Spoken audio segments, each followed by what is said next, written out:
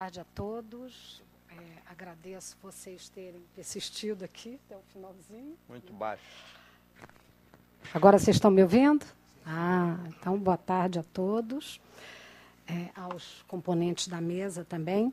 Bom, ao receber o convite do ministro Reis Veloso para participar desse Jubileu de Prata do Fórum, encerrando a sessão de encerramento às testemunhas, senti-me duplamente agradecida, não só pelo convite, como pela tarefa encomendada de expor os testemunhos de Hannah Arendt sobre homens e mulheres iluminados reunidos na sua coletânea Homens em Tempos Sombrios.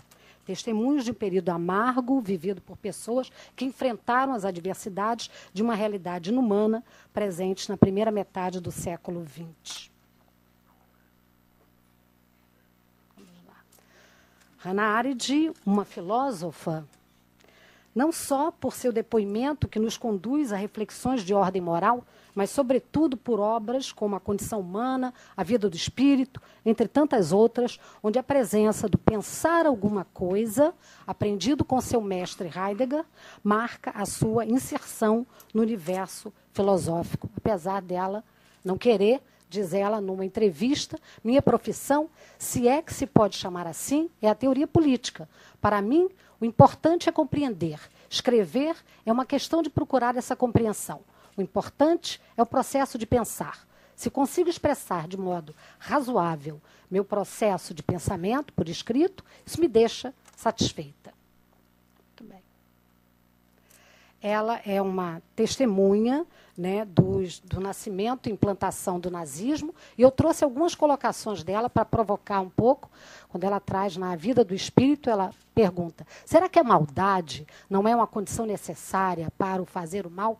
Será possível que o problema do bem e do mal, o problema de nossa faculdade para distinguir o que é certo do que é errado, esteja conectado com a nossa faculdade de pensar?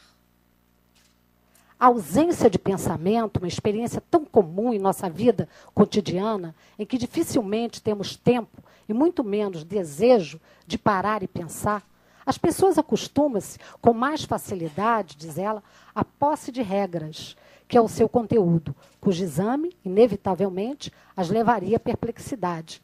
Se aparecer alguém, não importa com que propósitos, que queira abolir os velhos valores ou virtudes, esse alguém encontrará um caminho aberto, desde que se ofereça um novo código.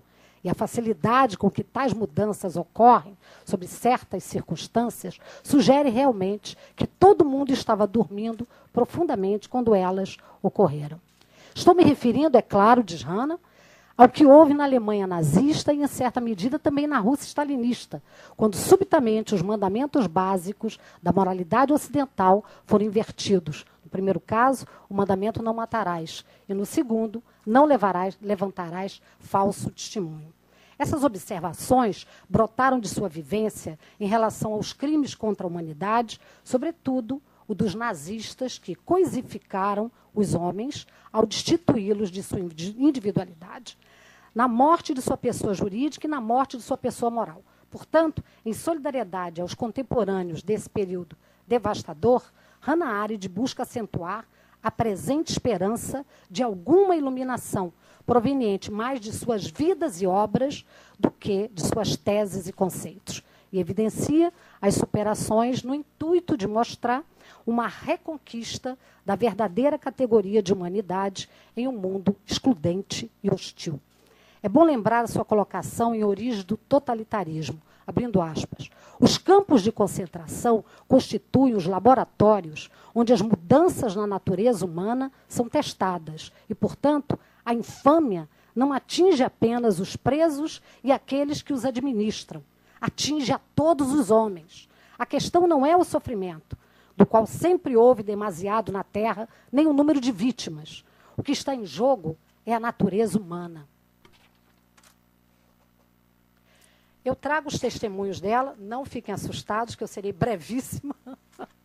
São vários ali, mas eu serei muito breve. Escolhemos agrupar esses testemunhos em a criatividade dos poetas, que ela classifica o Bertoldi até como um poeta, a responsabilidade de Ásperas, o Corcundinha, em Walter Benjamin, a consequência da retomada do pensar alguma coisa heideggeriano, a simplicidade audaciosa de João 23 e a águia Rosa Luxemburgo. Vamos ao primeiro. Hermann Brock é chamado de um poeta relutante por sua natureza conflituosa de, no dia a dia, viver a tensão entre literatura, conhecimento e ação, embora tenha dado primazia à ação. Trata-se de uma ação ética, presente na solidariedade com todos os que o procuravam, apesar de não ter dinheiro nem tempo para atendê-los, mas obedecia sempre ao apelo ético. Portanto, a ética tem um papel fundamental em suas reflexões, por isto observa a anarquia dos valores devido à fragmentação do valor absoluto e propõe a teoria do absoluto terreno, uma espécie de justiça absoluta contida na aglomeração anárquica de seres humanos nas condições de vida da Terra. Uma justiça que promoveria a declaração dos direitos do homem renovada sob a soberania de um sujeito criador de direito mentalmente justo. O que faremos, então? Essa era a questão que atormentava Brock desde a sua juventude, por ocasião da Primeira Guerra Mundial. Ele naturalmente interpretou o agir no sentido de fazer, sempre vinculado à categoria meios-fins, e não simplesmente como o agir que ocorre quando os homens estão juntos, mesmo que não tenha nada a alcançar. Esta questão versa igualmente sobre uma nova leitura da morte e da dor. A filosofia trabalhou muito a morte e ela evoca, agora vamos trabalhar a dor, junto com Brock. O maior temor do homem não é mais a morte, e sim a dor insuportável. Uma preocupação com o agir ético. Vamos ao Brecht. Sua criatividade está em sua vontade de começar no mundo de pós-guerra, um mundo varrido, limpo e fresco de valores morais, objetos culturais, etc. Como posso comer e beber quando roubo o meu alimento do homem que tem fome e quando meu copo d'água é necessário para alguém que morre de sede? Pergunta Brecht. A compaixão, diz Hannah Arendt, sempre esteve presente em suas ações, embora tentasse ocultar esse sentimento.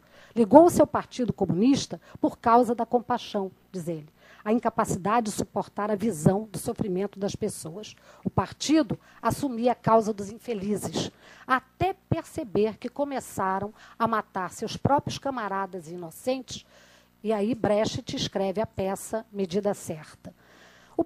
Os pecados de Brecht, que a Hannah irá pontuar. Né? Como se encontrava no exílio, diz ela, por ocasião do poder pelos nazistas, começou a mentir ao elogiar Hitler. Né? Acabou com a fome, o desemprego. Diz a Hannah, recusou-se a reconhecer que os perseguidos não eram os trabalhadores, e sim os judeus. Importava a raça e não a classe. Mas ele podia pecar e escrever poesia. Fala Hannah.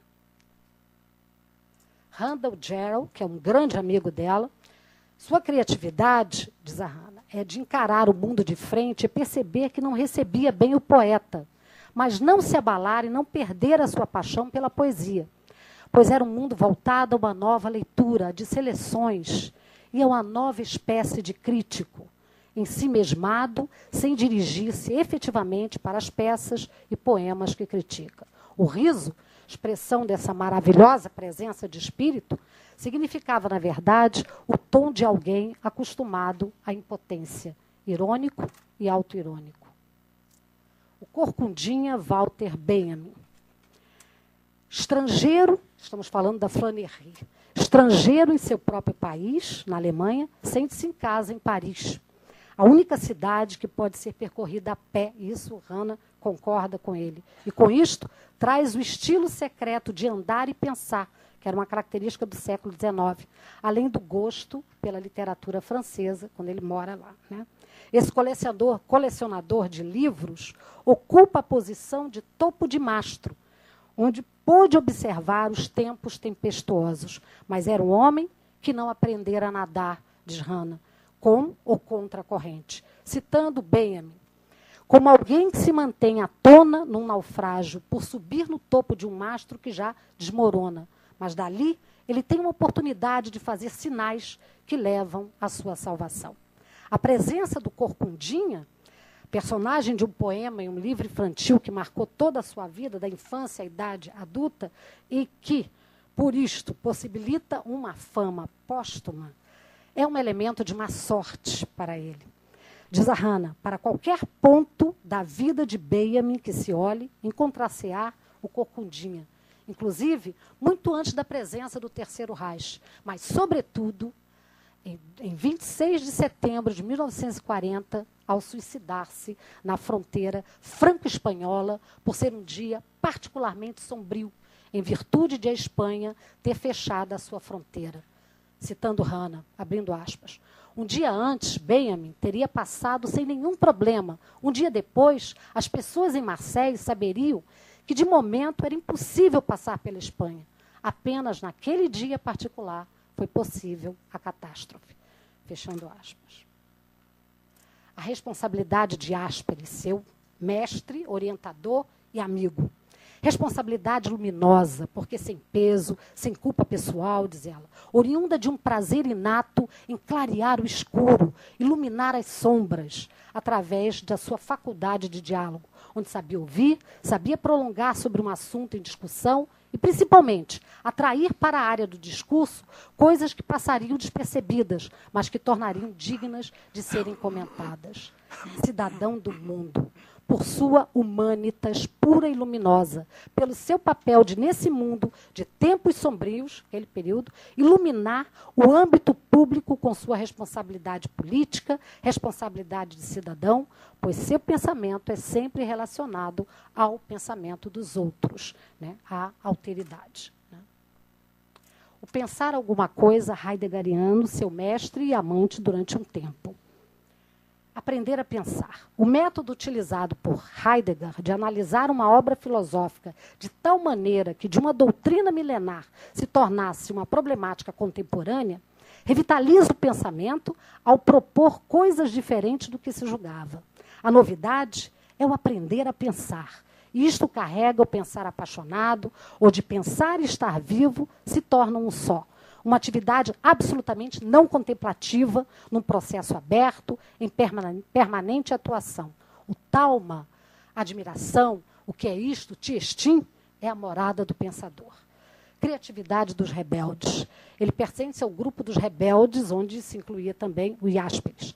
Então, com isso, eles resgatam a filosofia, na filosofia, o caráter de aspirar à sabedoria. Em críticas às universidades que se reduziam a simples escolas profissionais, entregues às velhas disciplinas transmitidas de forma entediante. Essa nova condução das aulas leva ao reconhecimento do mestre e traz a possibilidade de se aprender a pensar, que influenciou bastante a Hannah.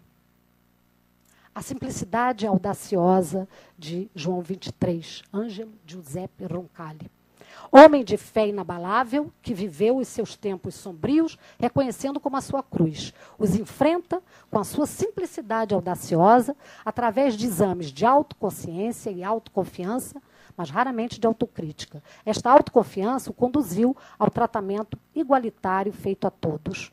Um dos exemplos dessa cruz, que ela vai apontar, foi a sua permanência durante 10 anos como visitador apostólico na Bulgária, num cargo de semi-obscuridade, sob provocações e alfinetadas dos órgãos centrais da administração eclesiástica, humilhações que, segundo o próprio Roncalli, o feriram profundamente, e ele ainda sente isso 25 anos depois. Cristão no trono de São Pedro.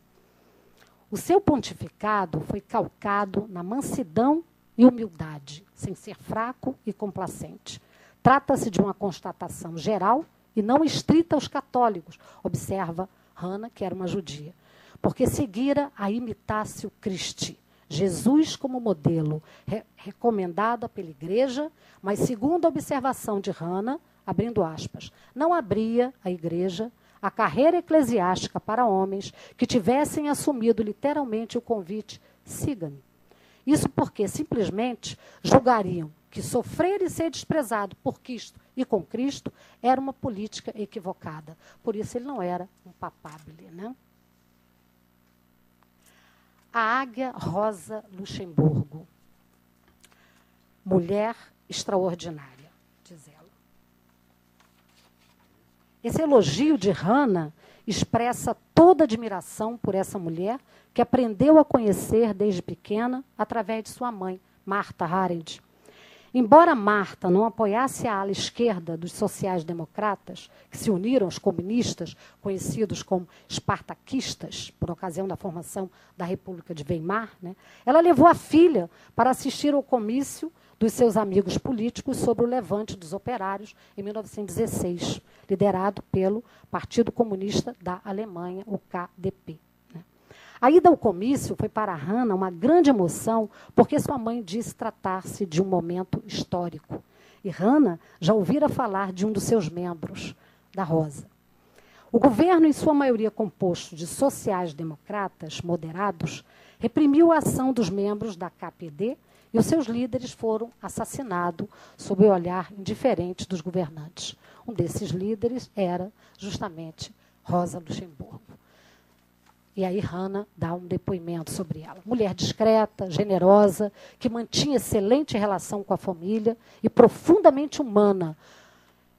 E acrescenta, se apropria de um relato que ela ouviu na infância. Abrindo aspas. Observadora de pássaros e amante de flores, uma mulher de quem os carcereiros se despediam com lágrimas nos olhos, ao deixar a prisão, como se não pudessem continuar a existir sem se entreterem com essa estranha prisioneira que insistia em tratá-los como seres humanos. Fecha aspas. Após a morte de Rosa Luxemburgo, essa imagem foi resgatada ao publicar em suas cartas inteiramente pessoais, de uma beleza simples, comovedoramente humana e muitas vezes poética, segundo Hannah. Destruiu-se a imagem da rosa vermelha sanguinária constituída por seus inúmeros equívocos. Seus equívocos pontuam mal-entendidos, constrangedores, que conduzem ao agravamento dos tempos difíceis. Ela comete um desses famosos desencontros, por exemplo, ela cita muitos, eu reduzi, quando do seu retorno à Alemanha, depois de ter concluído seu doutoramento com louvor, onde ela fala sobre o desenvolvimento industrial da Polônia. Converter-se em uma especialista sobre a Polônia dentro do partido. Ela se torna, nesse momento, sem querer, uma propagandista para germanizar os poloneses que viviam nas províncias da Alemanha Oriental. Mas o propósito de Hannah, em seu testemunho, é o de acentuar que, embora essa mulher tenha pertencido ao Partido Alemão, a sua identidade se encontrava no grupo dos iguais. Grupo composto por judeus de classe média, com boa formação cultural alemã, distanciados de todos os escalões sociais, judaicos ou não, sem preconceitos convencionais e que, exatamente por isso, desenvolveram um código de honra própria. Abrindo aspas, esse meio sempre se manteve como lar de Rosa Luxemburgo, fechando aspas. E por que o adjetivo águia, que eu trago ali, águia, a águia Rosa Luxemburgo? Isso foi uma espécie de homenagem que Lenin lhe rende ao afirmar, abrindo aspas, colocação do Lenin, uma águia, às vezes, pode voar mais baixo que uma galinha, mas uma galinha nunca pode atingir as mesmas alturas de uma águia. Rosa Luxemburgo, apesar de seus equívocos, era uma águia.